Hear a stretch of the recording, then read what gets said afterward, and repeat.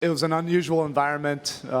We're used to having the hotter arena at this time of year, but both teams had to deal with it. It's unfortunate that it was that way.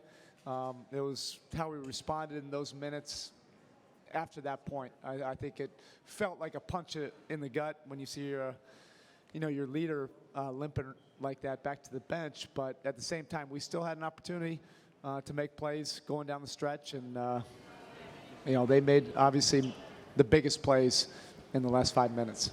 LJ, look, at one point he was getting up with about 3.5 minutes to go, and I just looked at him and said, "Don't even think about it.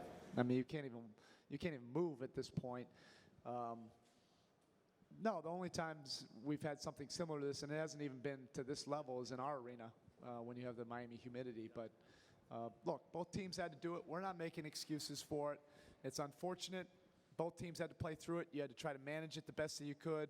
With 5 and change, it's a great ball game. It's up for grabs, regardless of the circumstances. You don't want to see, your best player coming out the game, in winning time. Especially the way he couldn't put pressure on his other leg. I don't know what happened, at all. All I know is they said we had to get him off the court before we get charged a timeout. So we're trying to get him to the sideline because we only had one left. And but he'll be fine. He has some days in between. That guy's, he gets sprained ankles or he gets certain things that happen to him. He bounced right back. So. He'll be fine.